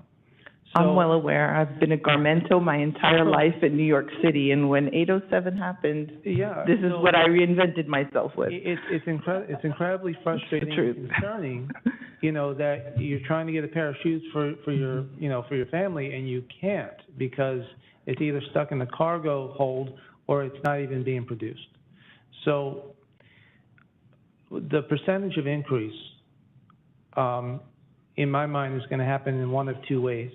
There's an apparent increase that's going to occur for our parents. Now, the question is how much responsibility do we have for partnership in who's been providing tremendous service to us and our surcharge? Now, a garment, what is this 18.23% in actual dollars for, say, elementary polo? The 18.23% that you're referring to, are you looking back at the little chart that I had presented for the meeting with the city manager's office? I can't say that's what I'm looking at. I'm just looking at in the backup item number 8, which represents an 18.2% increase on average of some items. Marie, what I'm trying to get to is the following. Hi. Instead of looking at it from a percentage standpoint, okay, you have a polo shirt, you have a pair of shorts. What is the dollar increase the consumer is going to pay? How much more is that going to be? So your concern and your question to me seemed twofold. The first one was, how much can we endure? And the second, of course, for me is the opposite. The most concern is how much can the clientele endure? We've already tightened our belts so far. Our increases are averaging over 35%, and literally they went up from the time I made this proposal until now. However, we're not asking for that because we don't think that this particular contract in this particular moment can manage that. We all know what the blue trash bins have done to this city, and we're not looking for more of that. The problem that we do face, and you ask the question about the surcharge and what does it mean? The surcharge is a tremendous source of revenue for the city, and we're proud and happy to participate in it. It would be more helpful if it was something that was communicated directly to the parents in other ways than at our cash register, because it's a lot of pushback. The other part is if we can partner about the types of things that we're facing, what it means to be able to provide school uniforms for every student who walks in every color is a huge challenge. You mentioned how hard it is to find any great cap. Well, we've committed and we're there, and God willing, these boats will get here because they are on the water at unbelievable cost that we're okay for this year. We will have our product. We didn't wait. We didn't drag our feet. However, what will the parents be able to pay? I just want to refer back to something that I don't know if this will help shift everybody's paradigm and thought process. Prior to Planet T having the honor of being a partner with the city and the charter schools, we had another vendor. The polo shirts back in 2007 were over $17.50 a piece, and there was no money back to the city. That was unthought of. Right. We proposed this because we were community-minded and wanted to live simply, that others can simply live and do something good. Now we're in a place where can that $17.50 turn into $22.50, enduring the $5 surcharge, the 20% that goes back to the city? So it's a tough question. Okay, so I want to get this as close to getting to the final answer. A polo shirt for an adult on your rack is how much? Currently? What it's being proposed to be? What's the retail cost? Not surcharge, just the retail cost. Oh, the retail costs without the surcharges are really not the issue. The short sleeve polo for an adult would be $18.90. Okay, so $19 plus 5 is 24, right? Correct. That's what's being proposed. How much of an increase? How much of an increase? In cost of goods? Yes. For me, over $3 a garment, which would mean that I should be asking for $6 more on typical retail Keystone. Right. Mr. Dodge, I don't see this as being a long-term. It isn't. It's not I'm a being long-term honest. issue.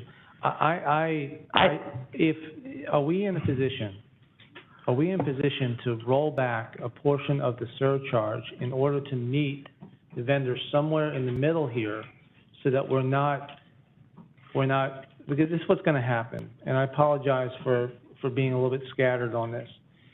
What's going to happen, our families are going to say, I have $100 to spend, and whatever that buys, that's all you're getting. So it's not the number of units are going to be increased. We're actually losing money if the garments aren't sold. So I would rather take less money on a surcharge, knowing that there's going to be more volume, than someone trying to figure it out how to stretch $100. So is there a way, Mr. Dodge, that we can flex for 1 year the surcharge, and get to a place that we can move forward and look at this thing a year from now? Are you asking for my experience and opinion, or Mr. Dodge? Manager? If he's unwilling to move on the surcharge, then it's really a non-starter. Well, the surcharge was implemented as a way of generating revenue for the charter schools. And as you know, we're looking at right now about 100,000. It used to be about 174. So I am sure that uniforms are being recycled more than before, and I don't think that's going to change, whether you lower it or reduce it. But it would be an impact to the charter school budget, because every dollar we generate through the normal sources, we supplement it with fundraising and everything else. And this is one of them that was selected many years ago. So it would be an impact to the budget. And I don't know what impact that would have to the families, but it will be a significant amount of money to waive it. So, Mr. Dodge, if it's $100,000, divide that by 5, that's 20,000 pieces. Am I correct, Maria? Is that what's basically moving through at this point? You're speaking directly just to the surcharge portion, not the 20 and 10% and 50%, those other percentages, I think, yeah. I agree with your number. We do experience that we know it, we've seen it, that there are people who, I can't say to you that there's a business, but, find other ways to make their shirts in a little place in maybe Hialeah, or somebody has a machine and does it to eliminate the surcharge. But I don't believe that. There's no question. I don't But believe it's that not would change massive. if we waive that $5. It's not People are massive. still going to try to find another means. I'm clearly not advocating that we have a complete rollback. I'm just wondering, if we have 20,000 pieces, if it was a 50-cent reduction, that's 10 grand. So now we're down to 90. I'm trying to find a way that we can meet in the middle here, Mayor, that we don't ask our vendor. The vendor isn't losing anything by this, Commissioner. No. The vendor, this is a pass-through. This is not going to help the vendor at Not all. on the surcharge, but on the rest of the operation, there's a cost to keep the doors open. But we're talking about. But the $5 has nothing to do with their cost to keep the doors open. We're talking about this. I understand that. What we're trying to do is a retail strike point at the cash register. So if the garment is going to be proposed to be $25, which is garment plus surcharge, and now it's only $24 or $24.50, there is a difference. I tremendously appreciate the spirit of your concern. I will say that there is an extent to which the surcharge, it's not just a pass-through. We do the work, and unfortunately, which is the hardest part, guys, we fight the battle. That's the part that we would really love it if it's completely communicated, that every student who's new and has signed up knows. They shouldn't hear it at the register because, to your point, they will literally put one shirt back because if they were buying 5 and it's $25 at this point with the shirts being $14.50, that's almost 2 shirts to them. But that's a different story. I would propose, if I had the opportunity in the audience, not necessarily to eliminate the surcharge as a surcharge, but let's find a creative way to find another item, to find another way to supplement. If you reduce the surcharge, let's say to $2.50, and we found a guaranteed way, maybe we add PE to the elementary school shirts, maybe we look at what the need is really for all the individual classroom shirts. I wouldn't touch the PTA's spirit shirt because that's something that they're reliant on. But there's a lot of items out there that are other items that are uniform approved that we don't sell, and nobody's paying you a revenue on them. So it is a burden in the aspect that we do feel that parents are going to be like, wow, that's a big increase. From the flip side, not to be sarcastic, but competitively, we are still so much cheaper than everyone else. Our competitors, who we are very friendly with, they think our prices are crazy. They've been selling more than we have all along. There are other ways that we can do this. Maybe there's another item. I mean, we came forth with the idea when we first worked with our first proposal about the PE shirt. The PE shirt is a tremendous revenue generation for the, brings back a lot of money. Why? It's an easy item for me to be able to maintain. It's easy for us to be able to have everybody come back and pick it up, and they have to use it. Maybe there's something else that would supplement that difference. All we need to do is put our heads together and come up with another idea. But do I believe that at the register, they're going to give us pushback? Vice Mayor, you've had the mic quite a while. Let me hear if there's any further Mayor. discussion. Commissioner Seifel? Thank you, Mayor. I hear you. I mean, I hear you. But we've had a number of, issues kind of brought up today. Some well, what if we did this, and what if we did that, and how would this actually play out? I think all of us want to, while being respectful of you as a businesswoman and trying to keep your doors open, we also are trying to be respectful of our parents and what can they spend? I mean, what can they spend? And the thing is, what hasn't been brought up yet is what I hear from parents and what I hear when I've been in your store and what have you is the value, the quality of the product that you provide. It's better quality. And so when parents then are able to, and this was brought up, to hand me down. They all do. There is a hand me down that is worthy of wearing, not falling apart and all of that.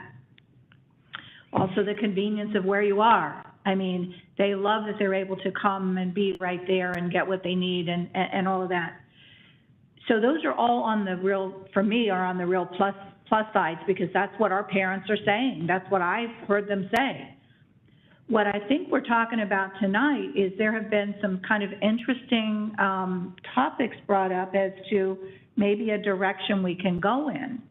So city manager, city attorney, is this an item that has to be acted upon this evening, or can we quickly try to have some type of a session where some of these items that were discussed tonight might be actually, put pencil to paper and see what they mean. What does a PE shirt, okay, but what does that mean in this bottom line? If what we're trying to do is help you as a good community partner, keep your doors open and provide for our families. Let's get it answered. And yet also protect our families in their pocketbooks City too. Manager? Yeah, if I might ask Maria a question, the T-shirts you're talking about, whether it's the PTA, they go out and market that and they order themselves. Can you be as competitive as to where they go? If you were to set an amount and they come back and say, well, I'm getting it for $4 and you're charging $5. And that's why we never mandated certain types of uniforms that way.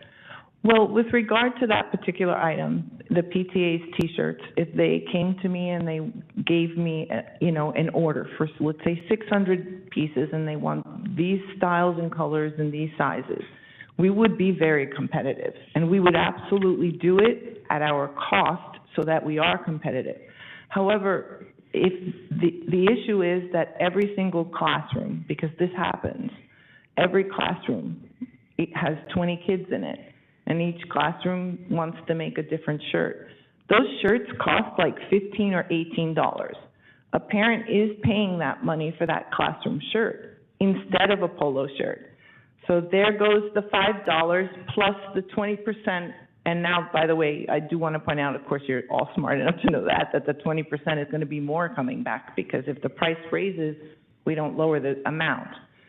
But maybe we could compromise in that way. Or perhaps, City Manager, maybe you could instill that any shirts that are being bought from any other vendor are subject to a 20%.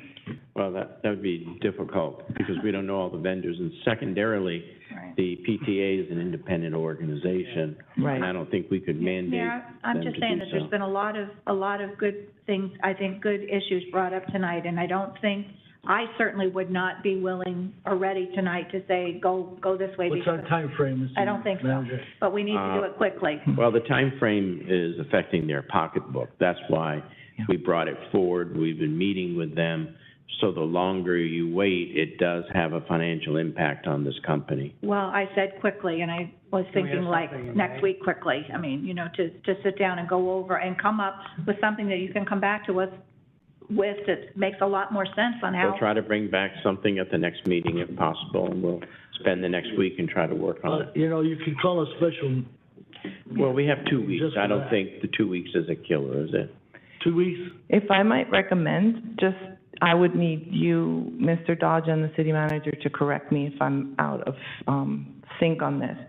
I believe that the part of the contract that requires this commission's approval is a change of price because it's out of sync in a normal renewal process. Right. The way that the contract reads, the $5 surcharge is not mandatory to the contract. What's mandatory is that if this commission wants that to be there, it is the the vendor's responsibility to do it, which makes me think that perhaps we can approve this the way that it is with the prices, and maybe we can revisit the creative thinking of how can we find another way to supplement that loss in the $5 surcharge while taking something off at the register with regard to the $5 surcharge. What would the mechanics involve? Well, I mean, we'd have to do additional fundraisers, just like your golf tournament. That's not an easy thing to do, and there's no guarantee there. Because that does supplement the charter school budget, because as you know, we don't receive. So where can we go tonight? We got some indecision. Well, if it's the desire of the commission, we can meet with Maria again, and we'll try to bring something back at the next meeting. Is that okay with everyone? No, Mr. Mayor, I personally think that we should just move forward with this item tonight as it is. So do I. The issue is it's not the increase, because the increase is making the vendor whole. The issue is the surcharge. And so what do you do with surcharge? Today, issue, next week, next month, it's still going to be the issue. So I think if we approve this today, it gives the city manager and the vendor more time to become more creative, to find other sources of the fund, because we understand for your budget purposes, you count on that. I think the vendor understands that, and the vendor, I think, is trying to work to find a way to find a different source of funds to fund the budget. So tonight, I Why don't you think, make a motion? I make a motion to approve the item tonight now. All right. I'm gonna second that. There's an item to approve. Is there a second? Yes, can I speak? Commissioner Castillo, second it. Yes. All right, City Clerk, Can I speak? what's that? I'd like to contribute. I thought you did. No, At all? not at all. Oh, I'm sorry, go Thanks. ahead. So, On the item. my wife and I put 2 kids through, charter school. That's hardly unusual on this dais. And I can tell you that, outfitting them in uniform saved us thousands of dollars. Thousands of dollars. Had we sent them to any public, and we had girls. That makes it different. And even if we had boys, it would have been the same thing. And your girls bought our bottoms. Yes, we did. Yes, we did. And they were high-quality, garments, and, we could have resold them. We gave them away.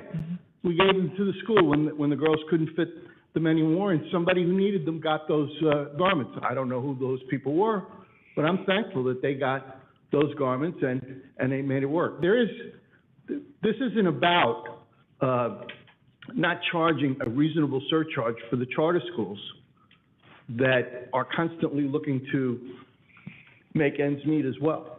Yeah. I only have one question in this, and it's for Mr. Gomes. Gomes? The vendor has come forward with a cost increase that the vendor is saying has been imposed by market conditions. Is the cost increase reasonable? Based on the information provided from the vendor, it does seem reasonable. That's not a good enough answer. I need something.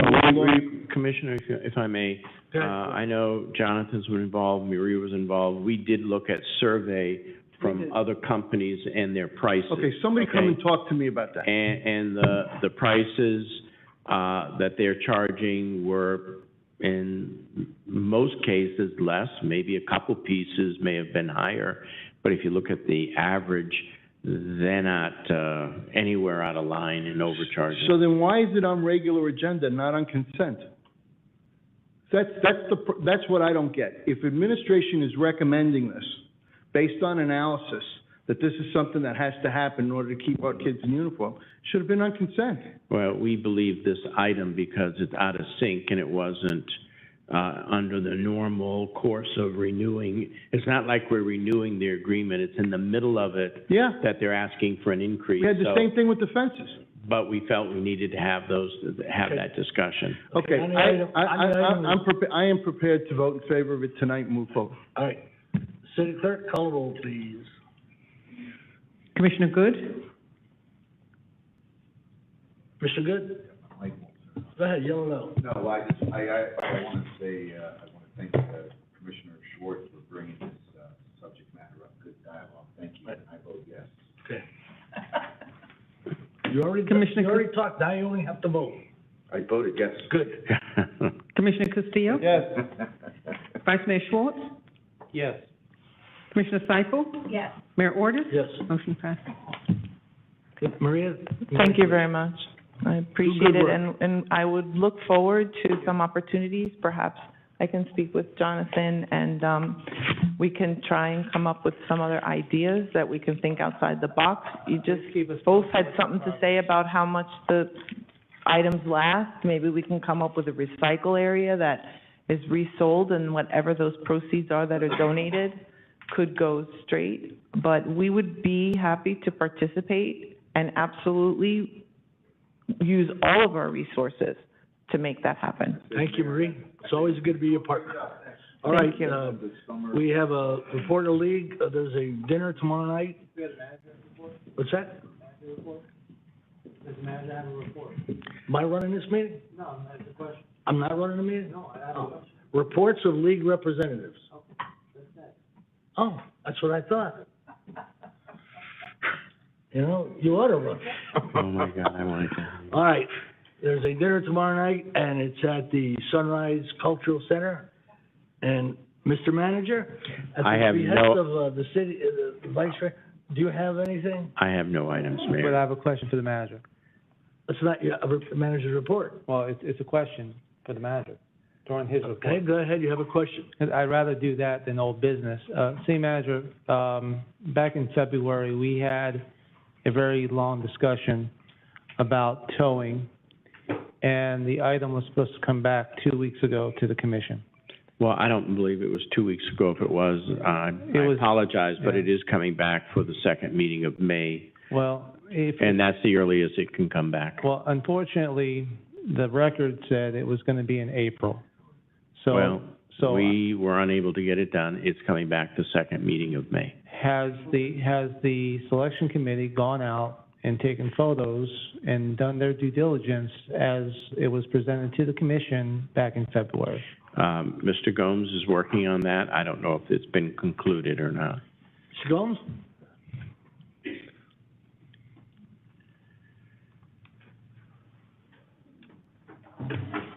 Good evening, Mark Gomes, Procurement Director. The Evaluation Committee has site visits next Tuesday and the following Tuesday. All right, it was a very uncomfortable meeting that, we needed to, circle the wagons, and we didn't have a vendor who wanted to answer any questions. We were told back in February that the Evaluation Committee was going to, expeditiously get out there and do its work. I think it would be in the city's best interest through this city attorney, which I had a conversation with before the meeting, is to put the current vendor on notice for cancellation of convenience. This thing is gonna come in for a landing, in my humble opinion. If the manager is confident that the procurement department is going to finish its work, then it's our responsibility to put the vendor on notice that in the next 30 days, we are going to have a conclusion to this. And so, colleagues, that would be my motion, is to direct the city manager to provide convenience clause to the current provider. Back in February, we didn't have any other options. The manager has been notified that there's options on the table. So we actually have more leverage now than what we had 2 months ago. There are options for the city, and I think it's in our best interest to provide cancellation convenience. Mr. Mayor and Commissioner. At the May, there will be a recommendation for an award for towing.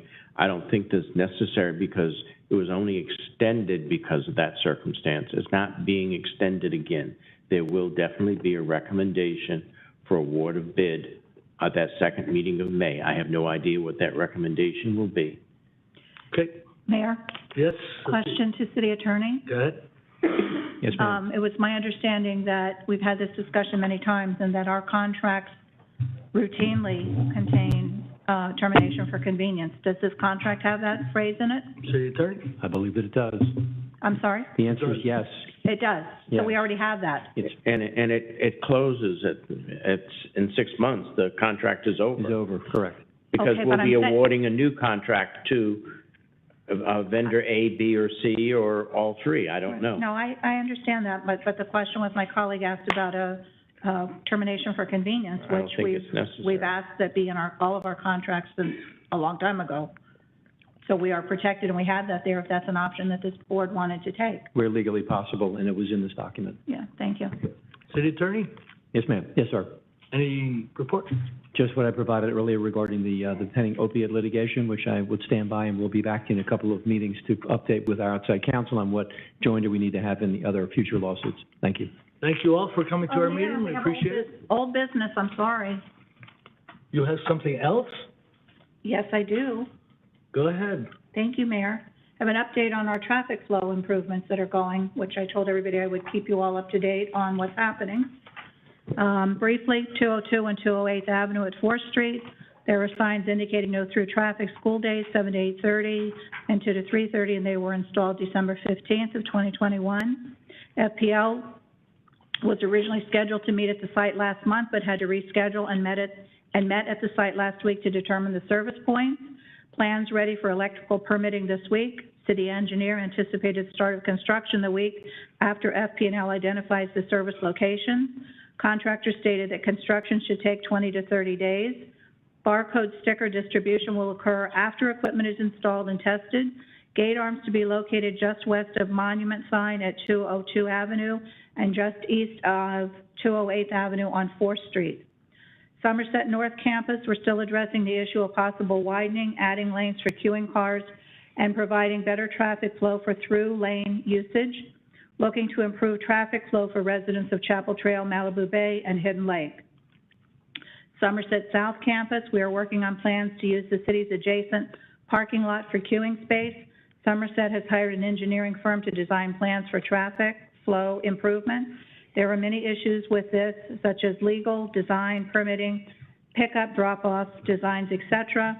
And very late this afternoon, I was given a bit of an update with a very basic update of what's happening at Somerset South engineers and what they are looking as a conceptual, but they need to provide a lot more than that. Chapel Trail Elementary, no parking signs were installed on the west side of 196th Avenue back in March. Police presence has helped traffic flow during morning and afternoon hours. We no longer have parents and students dangerously crossing 196th Avenue to get to their cars. And we are still discussing using the city's adjacent parking lot for queuing space. So a lot has been going on, and we continue to move forward. So that's my report. Thank you. Question. I know you've done a lot of work on it, Commissioner, so congratulations. Commissioner, I heard you. Go ahead. Mr. Kennedy, if you could.